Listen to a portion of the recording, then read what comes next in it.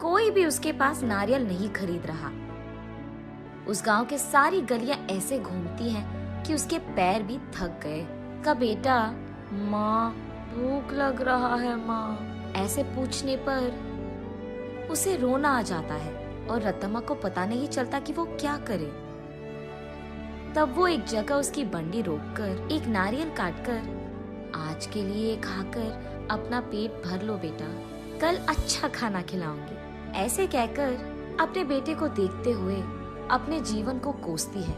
मगर वो दोष किसको मानेगी, रत्तम्मा को समझ में नहीं आता।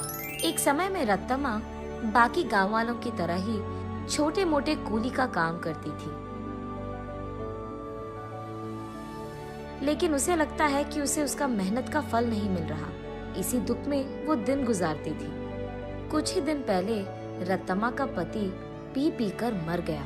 घर के सारे पैसे वो अपने दारू में लगा दिया और घर में एक फूटी कौड़ी भी नहीं है। इसीलिए रत्तम्मा को क्या करे ये पता नहीं चल रहा था और उसे इसी बात का डर था कि वो अपने बेटे को कैसे पढ़ाएगी। एक दिन वो अपने घर के बरामदे में बैठकर यही सोचती रहती है कि वो पैसे कैसे कमाएगी। तभी फैसला करती है कि वो एक छोटा सा व्यापार करेगी। इसी सोच में वो जब सर उठाकर ऊपर देखती है, उसके घर के ठीक सामने मौजूद एक नारियल का पेड़ उसे नजर आता है। तब वो फैसला करती है कि वो नारियल बेचेगी। उसके फैसले के अनुसार ही वो अगले दिन उस गांव के जंक्शन के बीच में नारियल का एक छोटा सा बंडी लगाती है। लेकिन तब तक उसी जंक्शन पे दो और ऐसे व्यापारी थे जो नारियल बेच रहे थे। उन दोनों के वजह से रत्तम्मा का व्यापार ठीक से नहीं चलता है। इसी कारण 2-3 दिनों से रत्तम्मा की बंडी से सिर्फ 2 या 3 नारियल ही बिके थे, बाकी सारे वैसे के वैसे ही रह गए। ये देख निराश होकर रत्तम्मा ये फैसला करती है कि अगर वो गांव के सारी गलियां घूमकर बेचने की कोशिश करेगी तो कम से कम कुछ तो बिक जाएंगे। तब जाकर वो ऐसे गलियों में घूमती रही। आंखों में से निकल रहे आंसू को पोंछकर वो बस अपनी किस्मत को कोसकर घर जाने ही लगती है कि बीच रास्ते में उसे एक पाठशाला नजर आती है। उस पाठशाला के बच्चे वहाँ बेच रहे स्नैक्स को देख उस दुकान के चारों ओर घेर कर उनको खरीदने लगते हैं। ये देख रत्तम्मा का बेटा, माँ मुझे भी वो खाना है माँ, ऐसे वो भोला बच्चा पूछता है। ठीक तभी अचानक रत्तम्मा को एक अच्छी योजना सूझती है। तब वो उसके बेटे से ऐसे कहती है, हमारे पास उसको खरीदने के पैसे नहीं है बेटा, लेकिन घर जाते ही मैं तुम्हारे लिए एक बहुत अच्छी मिठाई बनाऊंगी, ठीक है? चलो हम अभी घर चले जाएंगे। घर आते ही बचे नारियल में से कुछ ही को काटकर उनसे कुछ मिठाइयाँ बनाती है और उन मिठाइयों को अगले ही दिन उस पाठशाला के पास बेचने लगती है। उस दिन तक किसी ने भी नारियल से बनाए हुए मिठाई को वहाँ पे नहीं बेचा था, इसीलिए पाठशाला में मौजूद सारे बच्चे एक ही बार में वहाँ आकर सारी मिठाइयाँ खरीद लेते हैं। बस रत्तम्मा की खुशी का कोई सीमा नहीं।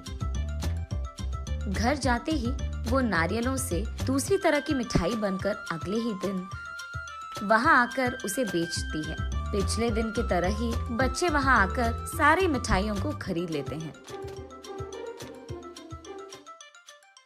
लेकिन कुछ बच्चे ऐसे पूछते हैं, आंटी कल जैसे मिठाई नहीं है क्या? कल लेके आऊंगा बेटा। ये कहकर घर पहुंचते ही अगले दिन के लिए नारियल से ही 2-3 प्रकार की मिठाइयाँ बनाती है। तीसरे दिन भी सारी मिठाइयाँ बिक जाती है।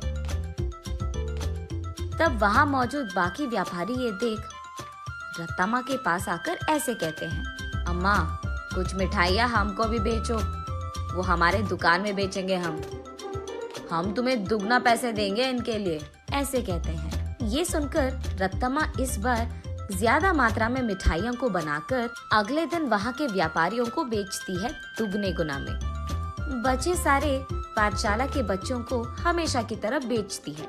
ये देख बच्चे सारे वापस रत्तम्मा के पास ही मिठाइयाँ खरीदते हैं। ये देख बाकी व्यापारी रत्तम्मा से ऐसे कहते हैं, तुम अगर ऐसे ही हमारे बगल में दुकान लगाकर वही मिठाइयाँ कम दाम में बेचोगे तो हमारा धंधा कैसे चलेगा मैम? अगर तुम्हें बेचना है तो हमारे ही दाम पे बेचना होगा। तब रत्तम्मा लेकिन बच्चे इतने दाम पे कैसे खरीदेंगे? उस सब से हमारा कोई लेना देना नहीं।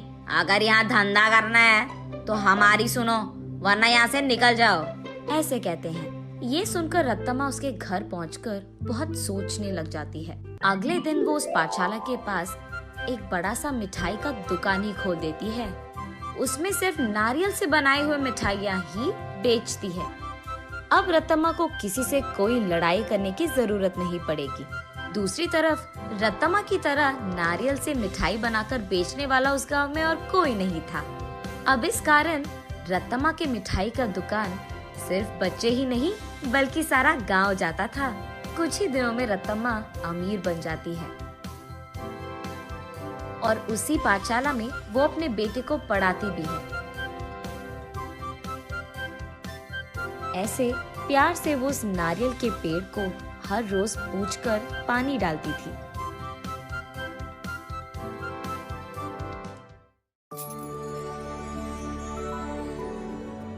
एक बार मंजुलपुर नामक गांव में दो भाई सुनील और सुधीर रहते थे। बड़ा भाई होशियार मगर घमंडी था और छोटा भाई सुधीर बहुत दयालु था और लोगों से बहुत नरम दिल से पेश आता था। रोज सुबह